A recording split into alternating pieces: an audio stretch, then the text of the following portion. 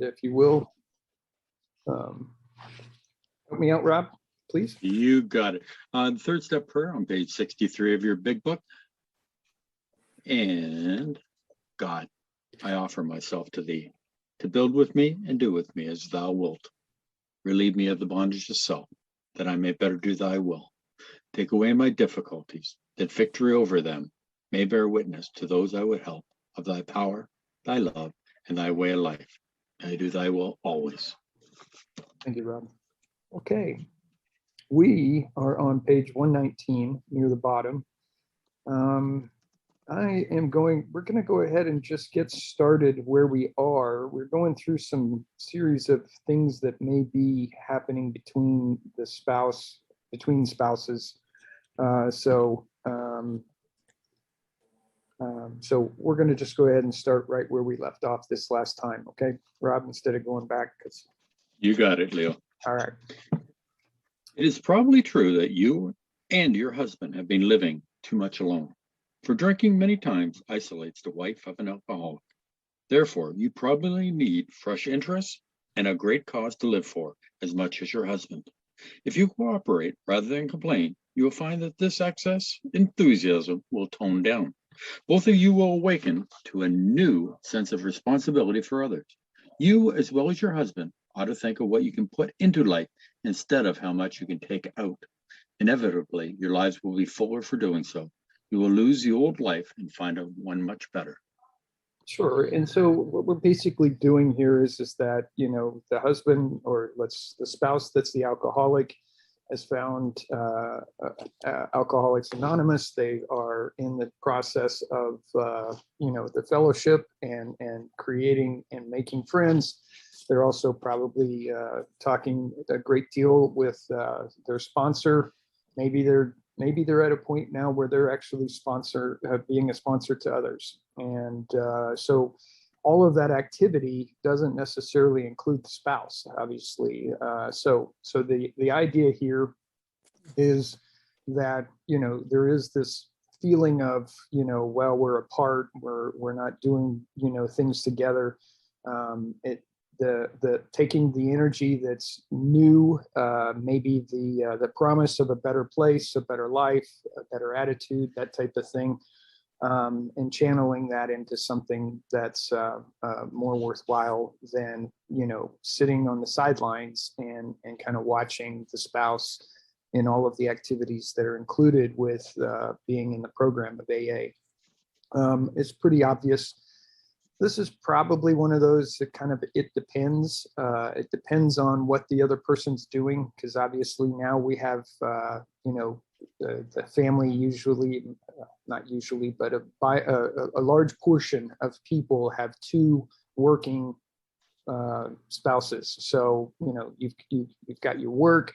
Maybe there's children, there are an array of situations, if you will, that are going to dictate whether or not there is this excess time or this ability to take that newfound energy and channeling it into something that's more worthwhile for the individual spouse that's the non-alcoholic. Notwithstanding, and I think this is an important thing, is that the family still has to mend and heal. And that takes a lot of energy and effort all in itself to kind of bring the family together. So I'm going to say that as much as it is important to find activities to keep you busy and things that you can enjoy and find fulfilling, I think the other part of the energy and effort and the newfound kind of goodness that's going on within a family is that coming together and healing those wounds that are, in some cases that go very deep. So that's kind of where we are with this as far as that goes. Rob?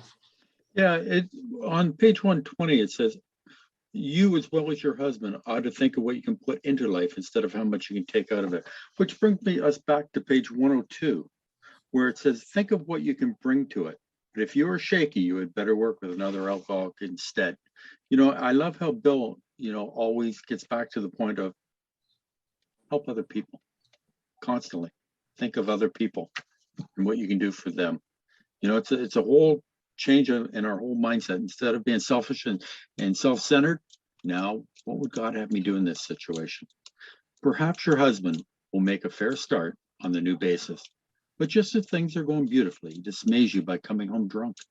If you are satisfied he really wants to get over drinking, you need not be alarmed.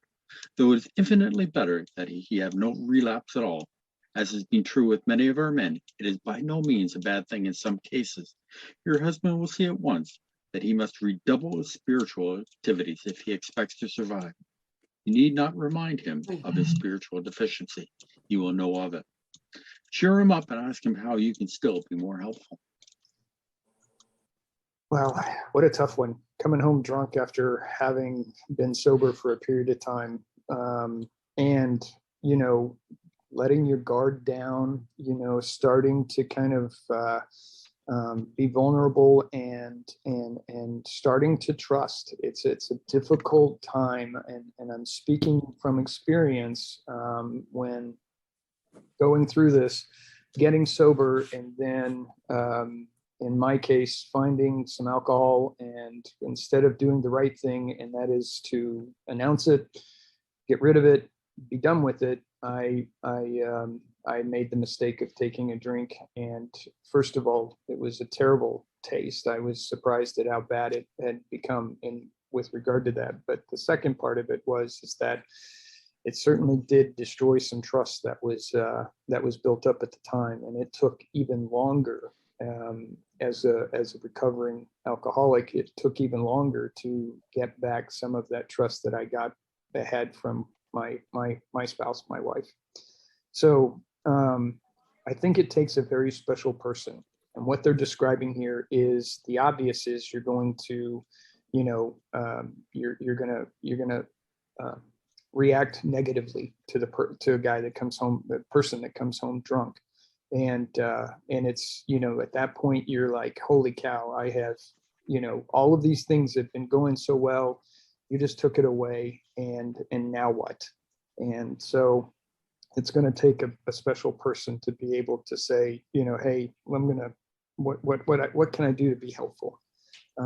You certainly have a special person in your life if you've got somebody that's going to be by your side, and to take on that particular task and role, play that role, and also be that cheerful and upbeat and positive. So it's definitely something that has to be considered.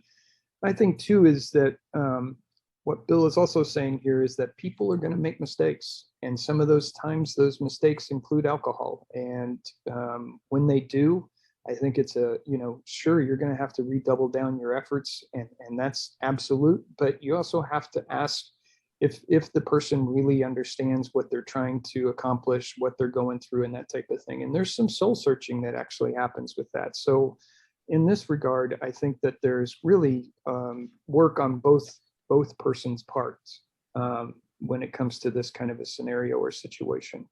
And it's one that does tug at the reality of life and the fact that we're not perfect. So just as a reference back to that. Rob? Not perfect? We sure are not. Here. I like to think of this also in sponsee terms also. We redouble our efforts. We go over, where did we mess up? What have we missed out? And that, as they say, sometimes a relapse is not always a bad thing if you really want it, because you can find out where we've missed something. So keep that in mind. The slightest sign of fear or intolerance may lessen your husband's chance of recovery. In a weak moment, he may take your dislike of his high-stepping friend as one of those insanely trivial excuses to drink. Yeah, we'll just really quickly, this is the heckets, as I say, and it's the point in time where you make a mistake. Let's say that you really are remorseful, and you know that you made a mistake, and you know that you want to start to truly stop drinking, and you truly want to recover. The last thing you really want is somebody to just come down on you really hard and and that makes it difficult. Some people will take that opportunity, and I use the word opportunity kind of loosely. They'll take that situation and they'll go, oh, heck it. Well, if you're not going to, if you're going to be that mad about it, then I'm just going to start drinking again. I'm going to say that that particular person that's in recovery, that has made the mistake of relapsing and is now trying to use the scenario that we're talking about to drink again, I'm wondering how strong their resolve was to begin with. In my case, and I'm just again using some just a historical perspective here, is that in the beginning my wife was very angry with me, for good reason. Those situations actually reinforced my resolve to recover. In fact, I got stronger in my recovery the more she got on to me, because I was determined to get past the drink problem, but I was also determined to win her back in a way that would be a much better and much more trustworthy situation. So I have done the Hackets and they didn't work, and part of that was my own experience. It was like, why did I do this? It didn't get me anything other than another hangover the next day and the issues and problems that came with it. And I trial and error told me that the more I drank, the worse things were going to get, and the more the more realistic I became about those problems, the more I was resolved to stop drinking. So I'll just say that with this particular part, if there's a person that's going to go out and drink because you got onto them, you really have to check their actual commitment and their resolve. Rob? And I just want to, I love the saying, high stepping friends. I just, that sounds fantastic. But dislike of his high stepping friends is one of those insanely trivial excuses to drink. So then it takes me back to page 37 of the big book. In some circumstances, we have gone out deliberately to get drunk, feeling ourselves justified by nervousness, anger, worry, depression, jealousy, or the like. But even in this type of beginning, we're obliged to admit that our justification for a spree was insanely insufficient in the light of what always happened. And there comes the dogs. Yeah, welcome. Oh well. We never try to arrange a man's life so as to shield him from temptation. The slightest disposition on your part to guide his appointments, or his affairs, so he will not be tempted, will be noticed. Make him feel absolutely free to come and go as he likes. This is important. If he gets drunk, don't blame yourself. God has either removed your husband's liquor problem or he has not. If not, it had better be found out right away. Then you and your husband can get right down to fundamentals.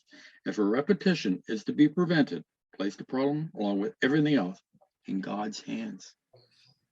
Yeah, this is, I think that the individual, I know in the very beginning for me, I wanted to, and my wife supported, as you guys well know, my wife decided to stop drinking at the same time that I decided to get sober, which was amazing. And still to this day, she's drank a couple of times over the past couple of years, but they were like at Thanksgiving, and it was literally like 2 glasses of wine throughout an entire day, and that was it. And I was just dumbfounded that she's been able to absolutely stop drinking altogether. But that was a major assistance especially in the beginning. Now it's become commonplace, obviously. But the idea here is that right now there is alcohol in the house. But I don't even notice or think about it. It doesn't bug me. It doesn't bother me. I think in the beginning, with my old habits and of my trying to hide and lie about it, which was a big major problem for me. In fact, what I'll tell you is my wife will say it wasn't the drinking that was the problem. It was the hiding and the lying about it. That's what bothered her most, and for good reason. But the point being is that, there is some times where I have felt restricted and that it's like, okay, I need to go to the pharmacy and pick up some prescriptions, and I couldn't go without my wife because she wanted to make sure that I didn't make my way to the liquor store. That has happened in my past. It's not so much now as it was back then. Obviously, time heals a lot of those wounds. It builds up that trust and that confidence and that type of thing. But I think it's important to allow an alcoholic the ability to truly recover and stop drinking. If they're going to not drink, it shouldn't matter whether there's alcohol either available or within reach, if you will. And my reach is considered going to a liquor store, going to a restaurant that has a bar, going to, or just being at home, and there may or may not be alcohol in the house, that type of thing. But it shouldn't be this cloud that is overhanging the person, because over time that it's not the not drinking, it's not the drinking, it is this constant kind of cloud that is over the person, that they can't do anything without supervision. We're all adults. Maybe we're a little more mature than others, maybe we're a little less mature than others, but we're still adults. And I think it's an important point here that needs to be kind of put out there. And I think sponsors do very good here. For the most part, I think a sponsor allows you the freedom to do whatever you're going to do. It's a little different for the spouse of the recovering alcoholic, that they want to kind of protect. And I think their vision is that they're trying to protect you from the alcohol as opposed to restricting your movement. And I think that's an important thing to have a discussion about when you're working with the relationship between two spouses. Rob? Yeah, this brings me back to page 101, which talks about the Eskimo, that you can go anywhere in the world, and the Greenland ice cap, thinking that you're safe from alcohol, but all of a sudden an Eskimo shows up with a bottle and ruins the whole thing. The whole idea is that the alcohol gets to a point where he doesn't care about alcohol anymore. That it isn't a problem. As long as we have the right reason for being in a place, we're okay. As long as we have that spiritual connection. God has either removed your husband's liquor problem or he has not. And here it comes down to the great part of Al-Anon. Don't blame yourself. And that's really Al-Anon's theory, is that it's not your fault. We have to follow the steps. We have to turn on the light switch. Okay, we have work to do as the alcoholic, and that is so important. We're on page 121 now. We've realized that we have been giving you much direction and advice. We may have seemed to lecture. If that is so, we are sorry. For we ourselves don't always care for people who lecture us, but what we have related is based upon experience, some of it painful. We had to learn these things the hard way. That is why we're anxious that you understand and that you avoid these unnecessary difficulties. So to you out there who may soon be with us, we say good luck and God bless you. Yeah, we're going to finish up this chapter here, but the bottom line is that this is one of those chapters where it's definitely an instructive and constructive in a positive way, the ability for not only the families, but also for a sponsor. I mean, we've talked about this before. This is excellent guidelines for a sponsor to be able to, relate some of these scenarios, kind of the situations that they're going to be faced with, and in some cases giving you some guidance as to how you might deal with it if you are fortunate enough. And I think that this is a little bit less so now than it used to be, but if you're fortunate enough to have a relationship with the other spouse and as a sponsor, for example, and you've got the ability to talk to both the alcoholic and the spouse, I think that you have really got an opportunity there that you should take full advantage of, and that is to help both of them kind of work through the things that are relatable in this book. All right. I'm not saying that you should be a therapist or a counselor or anything like that. You are an advisory person that can at least say, here's some ideas that you might think about.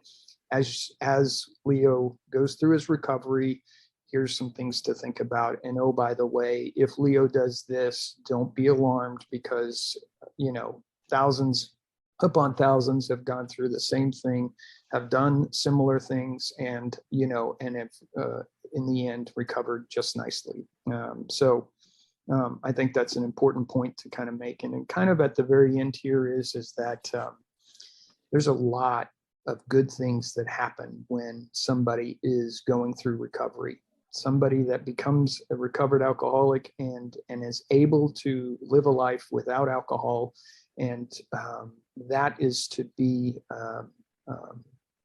revered to the point that it's important to remind everybody that life is better without alcohol.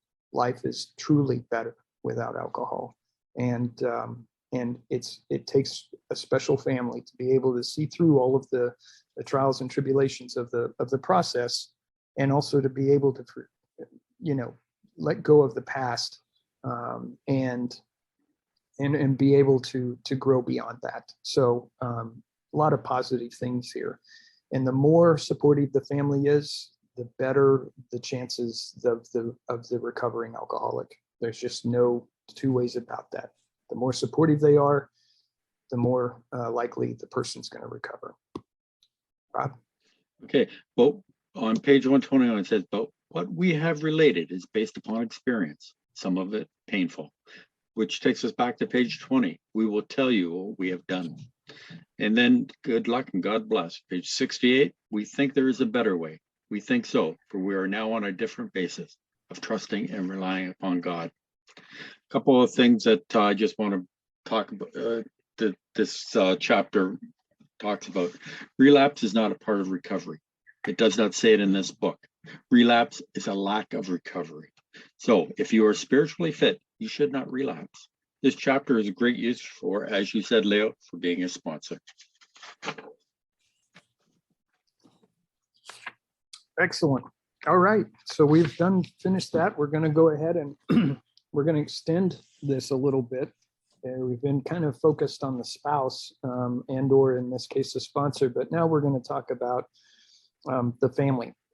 So we're going to just really more of a continuation, but it's just an expansion, if you will, as to what we're going to be looking at. Also remember, this was written back in the 1930s, so some of the language is a little bit different than, and the concepts are a little bit different these days as we go along. So without further ado, Rob? So we're on page 122, everybody. The family afterwards. Our women folk have suggested certain attitudes a wife may take with the husband who is recovering. Perhaps they created the impression that he is to be wrapped in cotton wool and placed on a pedestal. Successful readjustment means the opposite. All members of the family should meet upon the common grounds of tolerance, understanding, and love. This involves a process of deflation. The alcoholic, his wife, his children, his in-laws, each one is likely to have fixed ideas about the family's attitude towards himself or herself. Each is interested in having his or her wishes respected. We find the more one member of the family demands that the others concede to him, the more resentful they become. This makes for discord and unhappiness. Okay, so family meetings. This is what reminds me of family meetings. I used to have them when I was a kid with my mom, my father and my mother. We would sit down and talk about certain things. I was one of four boys, so it wasn't a huge family, but it was larger than probably normal, and it was a little bit more chaotic since all four of us were boys, and the mischief and the things that we got ourselves into. But we had those family meetings. Unfortunately, they weren't about this particular thing, and the fact is, my father is an alcoholic, and that was a problem. That was always kind of that undercurrent that was throughout my childhood. But let's say that you've got somebody that's recovering, coming together, especially with the kids, to explain at their level what is going on, what they're trying to accomplish, and kind of giving them permission to ask questions, to be inquisitive, the opportunity to really kind of be a part of the recovery. And I think kids seem to be the least resentful to a point. And if you've got, a couple of kids that are right there with you, I don't know. I didn't, when I chose to recover, both of my boys were grown up, but point being is that, having a son or a daughter come up to you and tell you good things about you or about your recovery or that type of thing, I can only imagine how reinforcing that scenario would be. And having that kind of love that comes from a child is really something special. In-laws, I think you've heard me more than a couple of times. My father-in-law studied alcoholism back in the 70s and wrote a book, an academic book on alcoholism. And so I have a unique relationship with my father-in-law because I can talk to him very openly about my alcoholism, but I can talk to him in a different perspective. He's got an academic perspective on it, and it's one that is kind of enlightening, and it's on a different plane. It's just different to talk to him with regard to what his experience was back in the 70s. And so I think that, in some cases, the in-laws are protective of their son or daughter. They are protective of their grandchildren, and they think that the alcoholic has already made the mistakes that they're going to make, and they are always going to be in a bad place because they've been removed from most of the situation. But if you are open and honest with the in-laws, and they are open to sitting down and talking about the recovery, you can mend a lot of fences and maybe improve the relationship that is kind of cliche these days with regard to in-laws. I think most people will tell you that they've got a strained relationship with in-laws, whereas I know that's not true, but I'm just saying that a lot of times there's always the jokes about mother-in-laws or whatever. So I think it's important that you take and set all of that aside. I think that the openness is important, but I also think the honesty part of it is equally important, and you just have to make sure that you're addressing it with all parties that are the nuclear family and the extended family. Rob? Excellent, Leo. Now, the family afterwards. This is after the alcoholic has adopted this spiritual way of life. This is going to talk about the changing dynamics confronted with father's sudden sober life. They're going to show, or we're going to learn something about the newly sober husband, his responsibilities, along with those of the other family members. Remember, Bill W. is trying to educate everyone on alcoholism here. So page 122, everybody. And why? Is it not because each wants to play the lead? Is not each trying to arrange the family show to his liking? Is he not unconsciously trying to see what he can take from the family life rather than give? So this kind of is an extended part of the this makes for discord and unhappiness. We find that the more one member of the family demands that the others concede to him, the more resentful they become. So remember, we were talking about the alcoholic at the time that was trying to be all things at the theater, with the play and, directing and working the behind the scenes, and obviously working and telling each of the players of the play what to do and how to do it and that type of thing. And it usually ends up not being very good. Well, this is another way of kind of saying that scenario that we talked about. And that is that the more that one person tries to control the rest, obviously, the more resentment that gets built up, and it doesn't work out. There's a lot of pushback. Everybody picks up their shield and their sword, and the next thing you know, everybody's at each other, or worse yet, they withdraw from each other, and it's just a lot of silence and a lot of brooding and a lot of resentment, et cetera, et cetera. The idea here is that giving as opposed to taking is the message here. giving as opposed to taking is the message. Rob? On page 62, it says, the first thing we had to do is we had to stop playing God. And on page 73, it talks about the actor who was trying to run the play. Remember now, God is going to be the director. We are the actor. He is the father. We are the child. So cessation of drinking is but the first step away from a highly strained, abnormal condition. A doctor said to us, years of living with an alcoholic is almost sure to make any wife or child neurotic. The entire family is, to some extent, ill. Let families realize as they start their journey that all will not be fair weather. Each in its turn may be footsore and may struggle. Right. And the idea here is to, when you sit down with the family, again, we're back to the family meeting.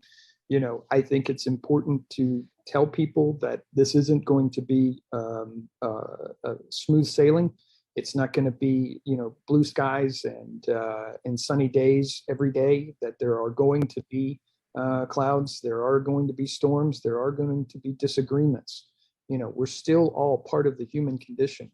But even more so than that, there's a lot of healing that's going to end up having to occur as well. And that healing is what's important here, and that there are setbacks. And when you've got a positive, open, honest relationship that you're trying to forge with the family, and giving everybody permission to participate in that, you're going to find that the more things are open and on the table, the better. And by saying that, is what I mean is there's giving people permission to speak up and to say things. And if there is an issue or a challenge, you quickly, participate as if you're in a step 10 scenario, and figure out what the problem is, deal with it as quickly as possible, and then move on. Learning from that mistake and using it as an example of how things, aren't always going to be great, but if you handle them in a positive manner, such as what we're describing, so that you're going to find that that is going to be the more positive thing. Rob? Okay. There will be a learned shortcuts and bypaths down which they may wander and lose their way. Suppose we tell you some of the obstacles a family will meet. Suppose we suggest how they may be avoided, even converted to good use for others. The family of an alcoholic longs for the return of happiness and security. They remember when father was romantic, thoughtful, and successful. Today's life is measured against that of other years, and when it falls short, the family may be unhappy. Well, they're going to be a little bit timid. They're going to be a little bit scared. The idea here is that shortcuts and bypaths. Anytime that you take a shortcut, the chances are you're going to make a mistake. Chances are some problem is going to arise. If you are going to try and return to that happiness, it's going to take some time. I think kids are more apt to expect it to happen pretty quickly. They're also going to participate in a manner in which that they're going to get happy sooner than, say, the spouse is going to, or the in-laws in this case. But the point being is that it's a journey. There's going to be a process, but it's going to have regular check-ins. I would say, again, back to the family meetings, and you've got something to look forward to. If you've been good in the past and people remember that, then they're going to want to get as close to that as they can in the future. Now, let's talk about trust for just a second. You start out with all the trust in the world, and when you're in a brand new relationship, that is pretty much, let's just say, at 100%. As soon as you do something that's untrustworthy, you destroy some of that trust that was built up or that was already established in the very beginning. The idea of trust, though, is that once you have crossed a line and destroyed some of that trust, you never fully get all of it back, because of the fact that everybody remembers that something was done in the past, and so that they look at it as that you're more than capable of being untrustworthy. So point is here is that while we want to remember what it used to be like, the fact is that with regard to trust, you may never get fully back to that. Now, I'm not saying you can't get to 95% of what you had before, but I'm going to say that there's always going to be that 1, 2, 5, or 10% that you're never going to get back. And that's only because you've messed it up in the past. And the idea is always going to be there that, well, they did it once, they could do it again, kind of thing. So I think that that's important to really talk about. And I think it's important that you bring it up and be head on about it with regard to trust, and kind of saying, look, I know I'll never get it all back, but I'm going to do everything I can to get as much of it as I can back. And that's my promise. And once you've made that promise, it's the idea is that you do everything in your power to keep it. But if you slip up, admit it, work on it, talk about it, and kind of grab it. So I think that's what we're about to get into. We're going to start seeing some suggestions here, much like we did with the 2 wives chapter, but that's what we're looking at. Rob? Yeah, I just want to throw in a couple of points here. There will be alluring shortcuts and bypass down which we may wander and lose their way, which reminds me of in How It Works, where it talks about, some of us are looking for a softer, easier way. We don't want to do all the work. We just want the easier, softer way. It doesn't work. We have to follow the same path, and here it's also showing that we can help others by the mistakes that we've made. When they talk about the obstacles a family will, suppose we tell you some of the obstacles a family will meet. Suppose we suggest how they may be avoided, even converted to good use for others. Helping other people always comes back down to that. Family confidence in Dad is rising high. The good old days will soon be back, they think. Sometimes they demand that Dad bring them back instantly. God, they believe, almost owes this recompense on a long overdue account. But the head of the house has spent years in pulling down the structures of business, romance, friendships, health. These things are now ruined or damaged. It will take time to clear away the wreck. Though old buildings will eventually be replaced by finer ones, the new structures will take years to complete. Well, I think the really important message here is that nothing happens instantly. Now, you can stop drinking, you can have a spiritual experience that's almost instantaneous, and you can never go back to drinking again, and you can have that spiritual experience that you actually embrace and have, that type of thing. We're not talking necessarily about that. What we're talking about is that rebuilding of the relationships and all that goes with that. So I can also say that even after the amount of time that I've been sober, I still have more work to do with my spouse, straight up. And the important part of that is that I have to be aware of it, because my own patience is tested, because I want it to be good, already. And I know that it's, we're getting there, but I know that it's not there completely. In addition to that, I know that,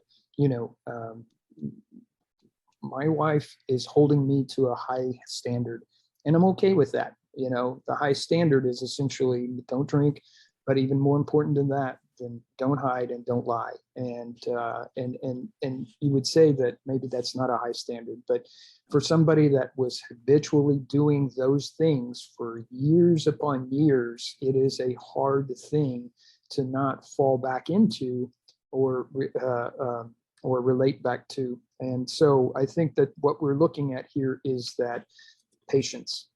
Just have to make sure that the family knows that all good things are coming, that they're going to come in different rates and time, but that we have to be patient with it. And it is going to take some time. And I think the hardest group in this particular scenario to get that is probably the kids, because they want it to be instantaneous. And you certainly understand their being naive to all of that. Rob? Patience, tolerance, understanding, and love. Words to live by. Father knows he is to blame. It may take him many seasons of hard work to be restored financially, but he shouldn't be reproached. Perhaps he will never have much money again, but the wise family will admire him for what he is trying to be rather than for what he is trying to get. Yeah, you're looking at the ancillary things around a recovering alcoholic is things like, now they can actually hold down a job. They're going to work and they're getting there on time. They're being productive. They're finding that they're being welcomed into the fraternity that is the work that they do, and that type of thing. Those are great things to have. But what's important is the person themselves. What are they doing to get to that point? Admiring the person for working as hard as they are, and it is hard work. We're not talking about, if this was easy, we've said this before, then we wouldn't be here today. But this is hard work, and you have to stick to it. You have to, practice it, and you have to be involved in the program. So commitment, the love that they're showing, the acceptance, the honesty, the traits that are the individual that are applied to the individual is what's important here. And that's what the family should be focused on. And not necessarily the things that are on the outside.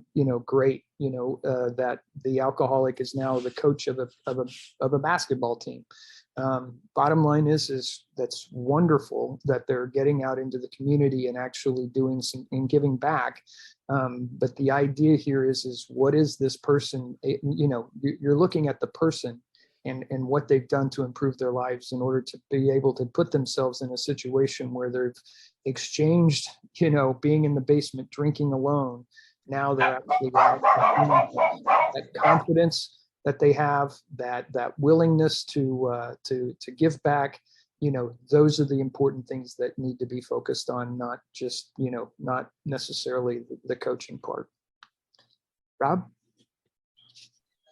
Yes, as the dogs bark in behind me. You're doing fine, Rob. We can keep this fine. Thanks. Now and then the family will be plagued by specters from the past, where the drinking career of almost every alcoholic has been marked by escapades, funny, humiliating, shameful, and tragic. The first impulse will be to bury these skeletons in a dark closet and padlock the door. The family may be possessed by the idea that future happiness can be based only upon forgetfulness of the past. We think that such a view is self-centered and direct conflict with the new way of living. Yeah. Never forget.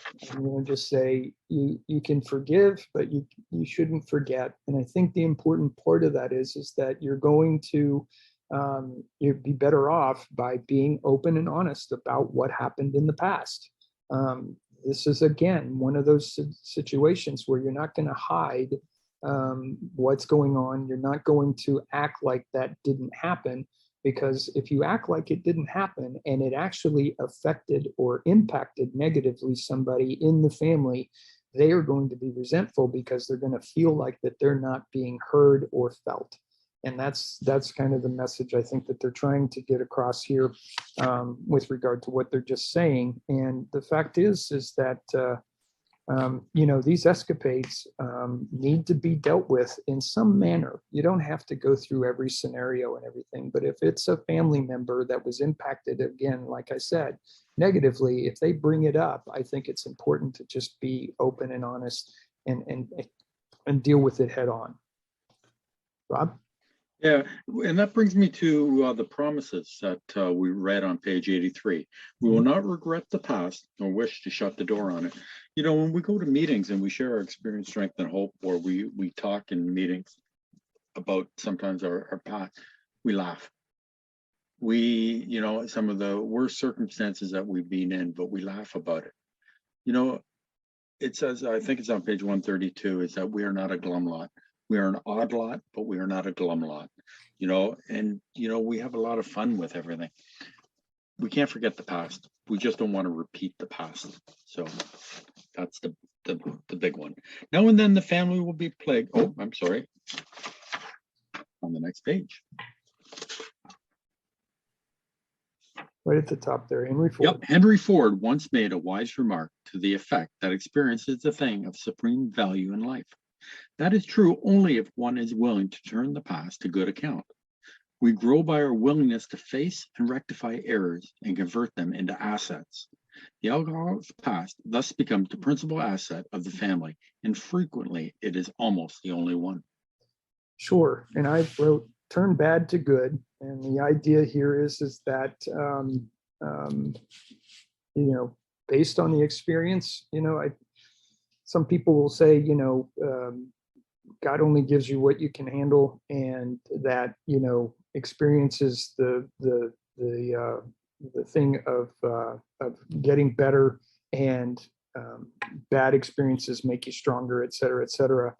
I think that there's to some extent some truth to that. At the same time, I think it's also just kind of thinking in terms of even good things that make us stronger. And so I think the idea here from what they're really wanting to say here is that you're going to grow from your willingness to face and rectify errors, and that includes bringing them up, talking about them, allowing somebody to express themselves, to ask questions, and to be open and honest with regard to the responses, but at the same time, taking that bad experience, that negative occasion, and making something good out of it. Maybe it is that, anytime that there was family over for a holiday event, the alcoholic made a fool of themselves. Well, maybe prior to another family event, that there's a coming together with the family, the immediate family, and saying, okay, I used to do this. I want to make sure that you guys know that I'm thinking about it, but I'm not drinking anymore. So rest assured, I am going to commit to not making a fool of myself again. And sure enough, going into the family event and at that point, doing the right things, the good things, and everybody kind of can go, whew, I can let, kind of a sigh of relief kind of come over me, and I can relax, and I can start to enjoy, the alcoholic father or mother or whatever. I can, enjoy the company, and so can everybody else. And oh, by the way, it's the in-laws, it's the brothers, the sisters, the aunts, the uncles, the cousins, etc. They're going to be able to see that as well. And when you kind of start to see all of that, the families, the youngsters especially, are going to find that, it's a whole lot better, and their, embarrassment's not there, resentment isn't there, and people will actually start to come closer together. And I think that that's really an important part of kind of talking about this, the coming together. And I've repeated over and over, the closer the family is, the better off they're going to be. Rob? Yeah, and Bill's telling us here that we can use the past as an asset to help others and ourselves to not repeat the same mistakes that we have made. And then on page 64, when they talked about the fourth step, it said fact finding and fact facing. So it can benefit us. We grow by our willingness to face and rectify errors and convert them into assets. Steps 4 to 9. And that's why we do these things. So this painful past may be of infinite value to other families still struggling with their problem. We think each family which has been relieved owes something to those who have not. And when the occasion requires, each member of it should be only too willing to bring former mistakes, no matter how grievous, out of their hiding places. Showing others who suffer how we were given help is the very thing which makes life seem so worthwhile to us now. Cling to the thought that in God's hands, the dark past is the greatest possession you have, the key to life and happiness for others. With it, you can avert death and misery for them. Right. So excellent points here. Painful past may be of infinite value to other families still struggling with their problem. I guess if there's some extended, I guess I used to live in a community where everybody knew everybody. And I would just tell you right off the bat that there were alcoholics in one family, and there were alcoholics in other families, and these alcoholics were all getting together. The families, played together, they did things together, they got together and that type of thing. And I think that one of the things that could be done here in realistic, in today, is that you have the one family that has the alcoholic that's recovering, and it turns out that there's others that are also trying to recover, or maybe they're even interested in it. And there's an opportunity there for a family that's within a community that I just described to be able to reach out to another family. But I think what's even more realistic here with regard to where we are today, because we're not necessarily doing things with other families like they may have done in the past, or especially now as we've been kind of into year 3 of the pandemic and the things that come with that isolation and that type of thing, is that if you do things with other family members, again, I'm talking the aunts and the uncles, the cousins, the in-laws, that type of thing. Point I'm trying to make is that is the important thing, to be able to talk about it openly, especially if one of the sisters of one of the alcoholics, says, how is Leo doing? And you can, hey, he's doing really well.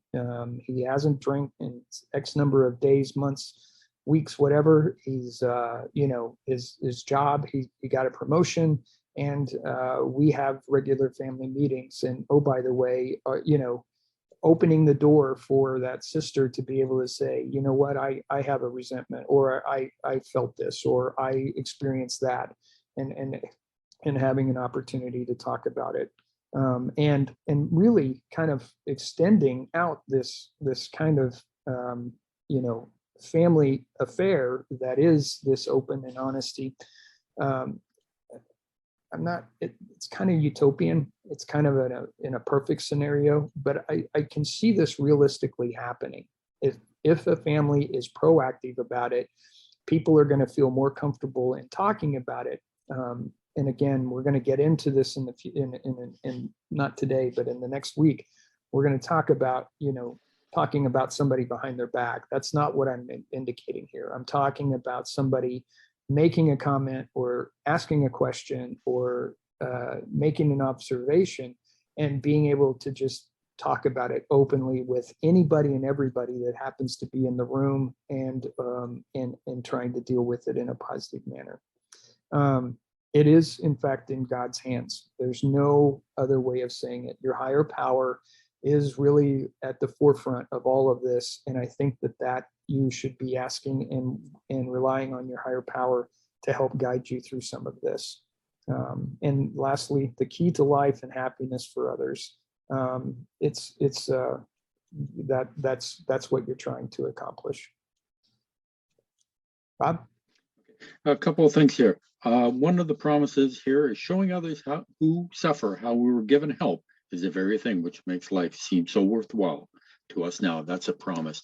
Also, the alcoholic, the sponsor can help the sponsee, but also the children can go to Teen, and they can help other teens that went through the same problems that they went through. Also, Al-Anon for the wife. The wife can go to Al-Anon and talk to other people.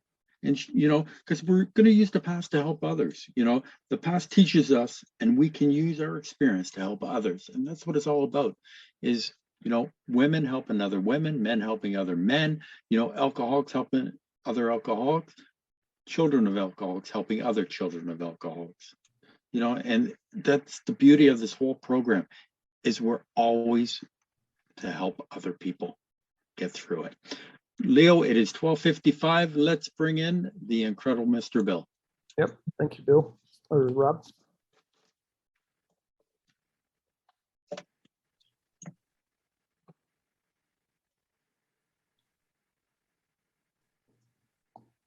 Oh, you just muted yourself, Bill. Oh, there you go, Bill. Okay. Hi, this is Bill, alcoholic from New Jersey. Yeah, I always get mixed up with this muting and unmuting stuff. It's I don't have any indication whether I'm muted or not. All right, what we went through today was real good stuff here. I mean, Bill wrote 2 wires and he wrote Family Afterwards. So basically, you could look at this. This is Bill's experience on what worked for him and what didn't work for him. And into wives. He's basically, it sounds like he's being prejudiced against women, but he's not. What he's doing is he's trying to tell the spouse of the alcoholic, don't be fighting with the alcoholic over their drinking, because that's just going to make them drink more. You know, I know from me, from my own experience, anytime anyone in my family or friends or acquaintances or whatever told me I wasn't allowed to drink, that made me drink more, because that's just the way we are. We do the opposite of what we're told. And he's basically saying, you have to wait for the alcoholic. When they're ready, when they've had enough, they're going to look for help. And he talks in here about a relapse. He says, though it's infinitely better that he have no relapse at all. You know, so relapse is not part of this procedure. And well, what he's trying to tell us here is relapse is not a requirement for membership in AA. The only requirement is a desire to stop drinking. If you have a relapse, that's part of your story. It's not necessarily a bad thing. That could be the wake-up call that you needed to get you moving along in this program. But relapse is not part of this. But if you relapse, that's not necessarily a bad thing, and you don't get kicked out because you relapse. And in the family afterwards here, what he's telling us here, in the first paragraph, he uses the word recovery. It's the only time in the text that it uses the word recovery. It uses it one other time in a footnote back in the previous chapter, but every other time he talks about it, he says recovered. So I don't know why he said recovering here. Maybe he means somebody that's still drinking and hasn't quite stopped yet or whatever. And well, what he's trying to do is trying to give some information and some suggestions here on how the family can deal with an alcoholic. And for the family members, it's very, very hard, because a lot of them are children. The children don't understand what's going on here. You really can't take a child through this book. You know, it's hard enough for an adult alcoholic to understand what this book is saying. You're not going to be able to explain it to the little kids. And well, what he's telling us basically is we have to go through this process of deflation. That means we have to stay humble. And that's why we use the set-aside prayer, so that we can help ourselves do that. And he also talks about in here, we can use our past for the good for others. We can use the stuff that we did to try to help somebody else. And he talks about Henry Ford in here. And Henry Ford said, he made a remark that experience is a thing of supreme value in life. That's what we learn. We learn from our experience. And Henry Ford said that. And most people know who Henry Ford is, a very famous person. And he even said that experience is very, very important. And that's what Bill's trying to tell us here. And he's telling us we can use our experience and we can convert it into assets, and we can help other people and other families by using our past. And in the next paragraph down on page 124, it says, cling to the thought that in God's hands, the dark past is your greatest possession you have, the key to life and happiness for others.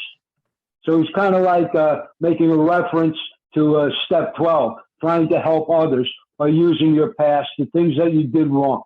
Whatever you did in your past, it's not a failure if you learn something from it. And that's basically what he's trying to get across to us here.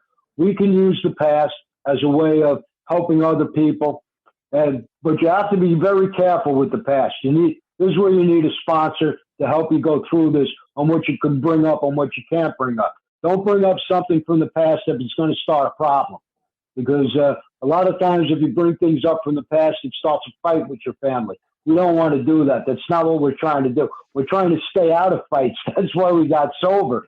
You know, if we're going to still keep bringing up stuff that's going to start fighting, what's the use of being sober? So basically, he's just giving us some information here on how to deal with the family can deal with the alcoholic. And there's also information for the alcoholic in here on how we're supposed to act and what we're supposed to do. So Bill put a lot of good stuff in here, and that's basically all I got. Thanks a lot for letting me share. Thanks, Bill. Absolutely. All right, let's go ahead and close out with the serenity prayer, and then we'll open it up for discussion. Sounds great, Leo. Thank you. God, grant me the serenity to accept the things I cannot change, courage to change the things I can, and wisdom to know the difference. Another great